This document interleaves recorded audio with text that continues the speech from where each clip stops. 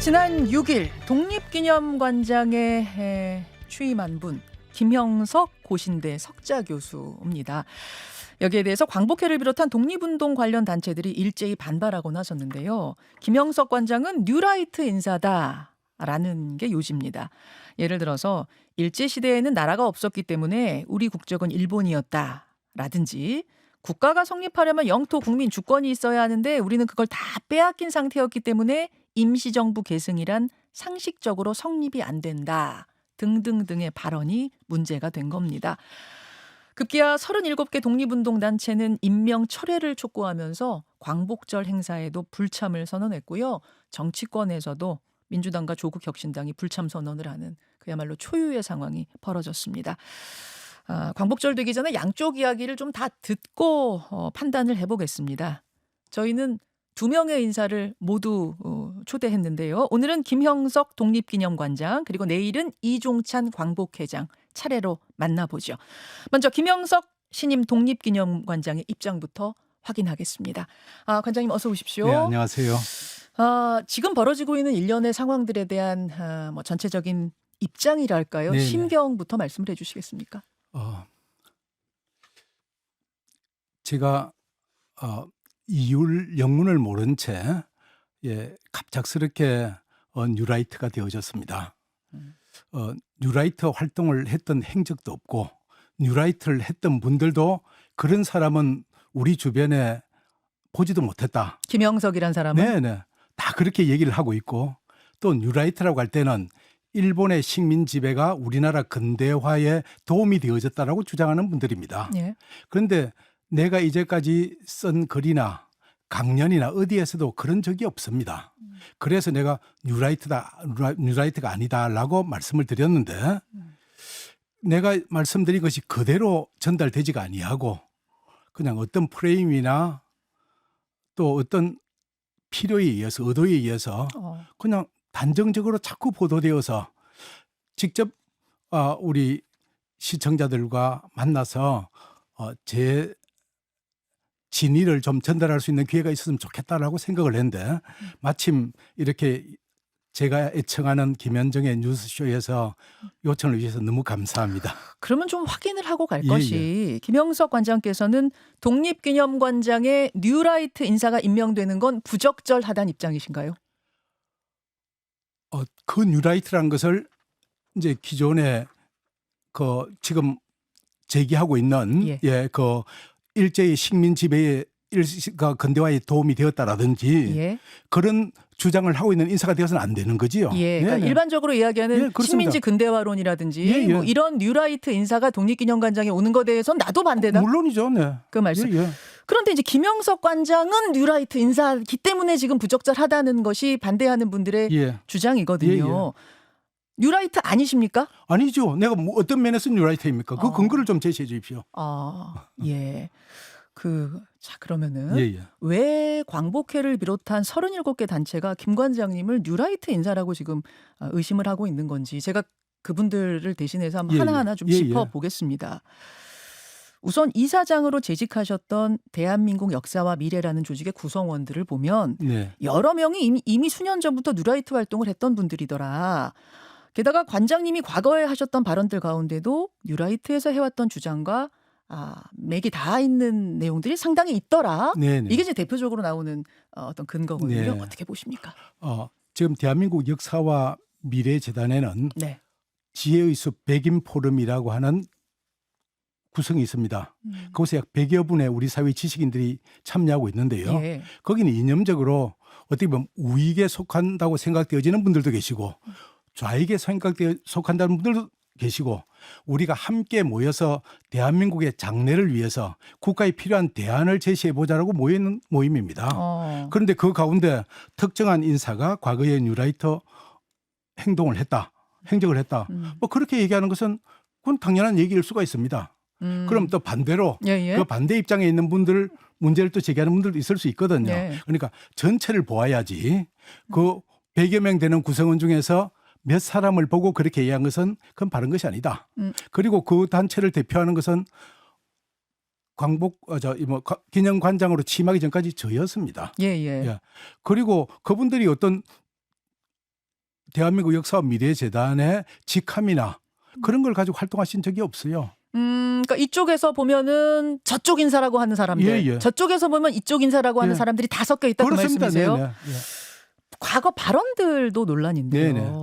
우선 첫 번째, 지난해 12월 한 보수단체 행사에서 이런 발언을 하셨다는 거예요.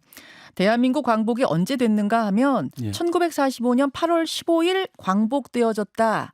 그게 광복절이다라고 이야기하시는 분들이 참 많다. 예, 예. 근데 그거 역사를 정확하게 모르는 거다. 네. 1948년 8월 15일에 정부를 세우게 되는 것이다. 네. 거기서부터 대한민국이 시작되는 것이다. 예. 이런 말씀을 그렇습니다. 네. 이게 그러면은 1919년 임시정부를 부정하는 그 누라이트 역사관과 정확히 일치하는 건 아닌가요? 그러지 않습니다. 1948년에 예. 재헌국회가 성립이 되지 않습니까? 예. 재헌국회의 회의록을 보면요. 당시 분들이 1945년 8월 15일부터 해방이라고 지칭을 하고 있습니다. 그리고 1948년 8월 15일을 비로소 독립이거나 또는 광복이라는 단어를 사용하고 있어요. 그 의미는 뭐냐? 1945년 8월 15일에 일본으로부터 나라를 되찾았지만 예. 아직 주권을 못 찾지 않았습니까? 그래서 이분들은 나라를 세우기 위해서 투쟁을 했던 겁니다. 그 좌우를 막론하고 서울에서는 몽양 여운형 선생 같은 분이 건국준비위원회를 만들고 평양에서는 고당 조만식 선생 같은 분이 만들어서 건국투쟁을 했던 겁니다. 예. 그래서 1948년 8월 15일 날 처음에 이 4대 국경일을 제정할 때예요. 그때 4대 국경일에 8월 15일은 첫 번째 명칭이 독립기념일이었습니다. 1948년 8월 15일 독립기념일이었고 1949년 8월 15일 날 제1회 독립기념일로 지켰습니다. 근데 이제 말씀을 보면 그 당시 말씀을 보면 뭐라고 말씀하셨냐면 45년 8월 15일에 광복이 되어졌다. 그게 광복절이라고 이야기하는 분들이 참 많은데 그거 역사를 잘 모르는 것. 이 부분이 잘 이해가 안 가서요. 그게 어떤 아니 의미로 그러니까 그래서 재헌국회 의록을 보면은 1948년 8월 15일을 독립기념일로 제정하기로 했는데 그때 법사위원장이 백관수 의원이라고 하는 분입니다. 예. 이분 말씀이 우리가 1948년 8월 15일에 우리가 정부가 수립되어진 이 뜻깊은 날을 기리되 1945년 8월 15일도 함께 기리면 좋지 않겠나. 그래서 독립기념일이라는 용어보다 우리가 앞으로는 광복절이라는 용어를 쓰면 어떻겠느냐. 그렇게 제안을 해요. 그건 다 재헌국회 국회 회의록에 나오는 얘기들이고요. 그러면은 이 지난해 12월에 하신 말씀이 45년 8.15가 8.15를 광복절로 인정할 수 없다는 뜻은 아니라는 그게 말. 아니지요. 네. 예. 그럼 임시정부에 대해서도 이 인정을 안 하시는 건 아니냐라는 아닙니다. 의심이 저는 임시정부를 인정하고 임시정부 인사들에 대한 그분들의 활동과 독립정신을 고양하는 그런 글들을 왔던 학자입니다. 예. 임시정부는 그러면 정부입니까? 임의단체입니까? 어떤 입장이신가요? 아니, 정부는 정부인데 임시정부지요. 우리 스스로는 정부라고 주장했지만 우리 국민들이 직접 주권을 행사해서 뽑았던 정부는 아니고 더욱이 국제사회에서 인정을 받으려면 이제 국제사회에서는 영토와 국민과 주권이 있어야 되지 않습니까? 그래서 이분들이 임시정부에서도 우리 김구 선생이나 조소왕 선생 같은 분들이 어떻게 나라를 세울 것인가를 고민했고 그래서 건국강령이 발표되어지는 겁니다. 그런 역사적 사실을 학문적으로 설명한 것인데 왜 내가 임시정부를 부정했고 일제를 합리화했다고 얘기하는 것인지 그것은 제가 쓴 이 책의 내용을 읽어보지 아니하고 책을 가지고 오셨네요. 예, 끝나야 할 역사전쟁이라는 저서를 가지고 오셨어요. 그래서 읽어보지 아니하고 이분들이 그렇게 오해를 하고 계시다. 그래서 내가 이번에 만나는 기자들마다 이 책을 다 선물을 다 했습니다. 아하. 그리고 나는 나더러 또 뉴라이터인 이유가 이승만과 김구를 편가름해서 좌우 갈등을 조장한다고 그랬는데 이 책의 내용은 정반대입니다. 이승만 대통령과 김구 선생이 아주 다정하게 귀옛말하고 있는 모습을 표지 삼았지 않습니까? 네네. 제가 주장한 내용은 우리는 이승만 대통령이 훌륭하다고 해서 김구 선생을 배척해서는 안 된다. 이승만 대통령은 훌륭한 지도자였고 김구 선생은 우리 건국의 영웅이었다. 그래서 이 두 분을 함께 우리가 서로 인정할 때 대한민국이 하나가 될 수 있다. 그걸 갖다가 강조하는 것이 제 책의 취지인데 그 내용을 오해를 해서 뭐 그런 주장을 하니까 저로서는 이렇게 직접 설명할 수 있는 기회가 주어진 것이 너무 감사하죠.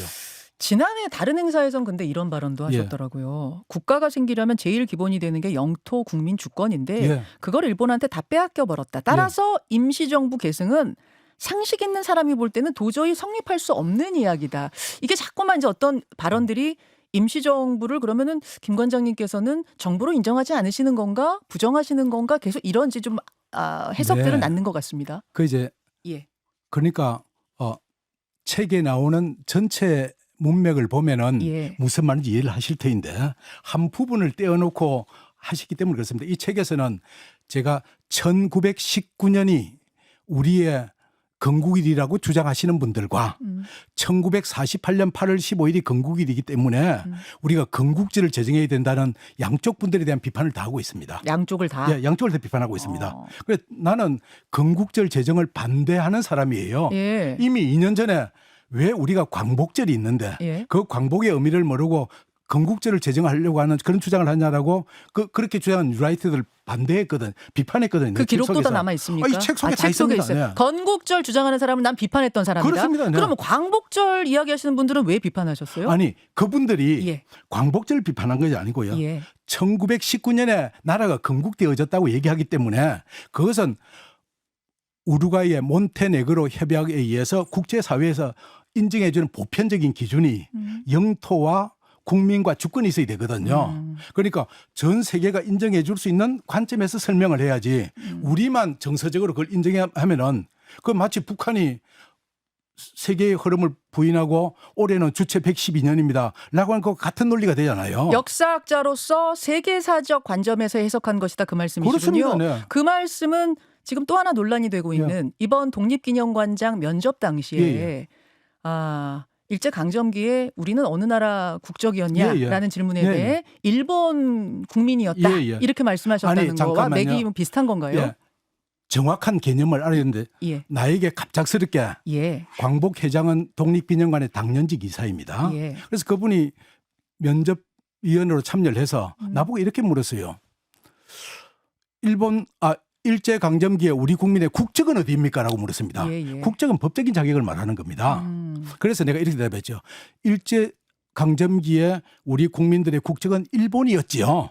그래서 우리가 국권을 되찾기 위해서 독립운동을 한 것 아닙니까? 이렇게 대답을 했습니다. 그런데 뒷부분은 자르고요. 그 앞부분도 왜곡을 해서 내가 일본 시민이라고 했다 그런 발언을 하시는데 그것은 분명한 거짓말이고 왜곡입니다.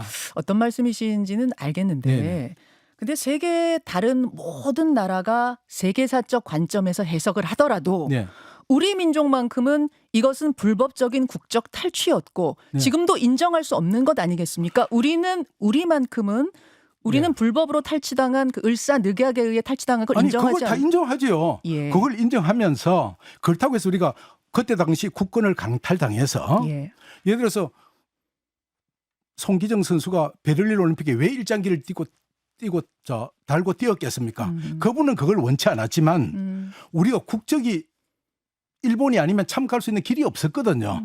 그래서 어쩔 수 없이 그걸 달고 뛰었던 겁니다. 마찬가지로 그때 당시에 적은 숫자이지만 외국에 유학 간다든지 이렇게 하려고 그러면 일본 여권을 가져야만 하는 거예요. 그러니까 일본 여권을 가져야 했고 올림픽에 나갈 때 일장기를 달아야 했던 그 어떤 팩트에 대한 그 부분이다. 팩트뿐 아니라 그 말씀이세요. 우리가 한일 합방을 당했다는 게 강제로 우리 국권을 탈취당한 거 아닙니까? 그래서 우리 백성들은 원치 않지만은 법적으로는 일본 국민이 되어졌단 말이에요. 그래서 우리가 그 역사적 사실을 정확하게 인지할 것은 인지하고 그런 가운데 우리는 국권을 되찾기 위해서 이렇게 독립운동을 하고 투쟁했지 않느냐. 그걸 갖다 높이는 것이 바른 것이지. 우리가 나라를 빼앗긴 적도 없다. 그게 오히려 거짓말이죠. 바로 가르쳐야죠. 아마 그 부분에서 지금 이제 광복회하고 아주 극명한 입장차가 있는 것 같습니다. 광복회에선 적어도 독립기념관장이라면 끝까지 우리는 불법적인 조약에 의해서 을사늑약에 의해서 불법적으로 탈취를 당했던 것이고 우리는 임시정부를 통해서 우리의 어떤 국적을 유지했다. 우리는 한 번도 일본 국민이었던 적이 없다라고 최소한 독립기념관장 그렇게 얘기해야 되지 않느냐라는 주장을 하시더라고요. 아니 보십시오. 당시 임시정부가 국내에 있었습니까? 아니죠. 어쩔 수 없이 외국에 있었지 않습니까? 그래서 우리 국민들이 임시정부의 국적을 가지고 활동할 수 우리 마음속에는 대한인이라고 하는 것을 갖다 잃어버린 적이 없지요. 우리가 그래 나를 되찾기 위해 독립운동했지 않습니까? 물론이죠. 제가 독립운동을 공부를 했고 그런 강연을 하는 이유도 우리가 그런 독립정신을 제대로 알리기 위해서 그런 것 아닙니까? 그렇다고 해서 이미 억울하게 우리가 그렇게 나라를 빼앗겼던 일 자체를 우리 나라를 빼앗기지 않아서 그렇게 거짓말할 수는 없는 거 아닙니까? 자, 알겠습니다. 이 부분 이제 이렇게 다르다는 걸 제가 좀 말씀드리기 그렇습니다. 위해서 질문드렸고요. 내일 또 이종찬 네네. 광복회장이 나오시니까 제가 같은 질문을 드리도록 하겠습니다. 이 8.15를 이제 건국절로 하자는 주장에 대해서 혹시 김 관장님이 이거 찬성하시는 거 아닐까라는 의심도 많았는데 그 부분에서 확실하게 말씀하셨어요. 그건 이미 2년 전에 제가 책에서 건국절 제정에 대한 비판을 하고 있는 사람입니다. 또 하나는 친일파로 기록된 인물들에 대한 인식의 차이 부분인데요. 작곡가 안익태와 백선엽 장군에 대해서 친일파라는 불명예를 쓰고 별세했다. 이런 발언들을 하셨고 친일파로 등재된 인물들 가운데 재검증하는 작업, 그러니까 재검증을 요하는 인물들이 있어서 관장이 되고 나면은 그걸 중요한 업무로 삼아서 할 거다. 이런 말씀을 하셨다고요. 그건 아닙니다. 그건 이제 취지가 왜곡이 되어져 있는데요. 첫째 아셔야 될 것은 친일 인명사전은 민간 학술단체에서 발간한 책입니다. 그리고 정부가 발간한 것은 친일 인명 보고서가 있습니다. 그렇죠. 정부가 발간한 게 있고. 그런데 친일 인명사전에는 4,776명이 기록되어 있어요. 이 보고서에는 1,500만 인정이 되어져 있습니다. 그 20%만 우리 정부에서 인정이 되죠. 안익태 같은 경우에도 친일 인명사전에는 올라 있는데 이 보고서에는 빠져 있어요. 그러니까 이런 분들이 그럼 빠진 이유가 뭐냐. 법적으로 볼 때 이거 명확한 근거가 있는 분들만 채택을 한 겁니다. 그래서 그런 분들에 대해서는 우리가 검증 작업이 필요하지 무조건 그냥 친일파라고 우리가 일방적으로 매도를 했다가 혹시나 그 가운데 또 억울하게 피해를 당했다고 주장하는 후손들도 있지 않습니까? 그래서 우리가 앞으로 학문적으로 검증할 필요가 있다는 얘기를 했던 것이고 독립기념관장의 업무는 이런 작업을 한 것과 전혀 관련이 없는 것입니다. 제가 그런 얘기를 하겠다는 것도 아니고요. 그다음 두 번째, 지금 오해가 있으신데 안익태에 대해서 내가 이렇게 얘기를 했습니다. 1942년에 안익태가 베를린 필하모니 오케스트라에서 그 만주 한상곡을 지휘한 것 때문에 친일파라고 하는데 안익태의 경우에는 이런 얘기도 있다. 뭐냐? 1960년 4월 4일 날 안익태가 일본 동경에서 ABC 교향악단을 데리고 그 코리아 판타지를 연주를 하거든요. 그런데 그 뒤에 보면 애국가 부분 있지 않습니까? 안익태는 어느 나라 가든지 이 애국가를 연주할 때는 반드시 한국말로 부르게 해요. 그래서 그 일본인 합창단이 한국말로 부르는 겁니다.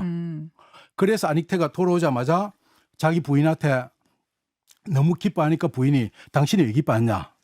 내가 만약 군도 칼을 들고서 그 사람들 목에 대고 너희들 한국말로 애국가를 불러 라고 했더라면 누가 따라 부르겠냐? 그런데 음악의 힘이니까 다 따라 불렀다. 그렇게 그래서 이분이 이제 음악을 통한 세계 평화를 얘기를 한대요. 그래서 안익태라고 하는 분을 볼 때야 그분의 음악 세계를 통해서 우리가 이해하는 것이 필요하다.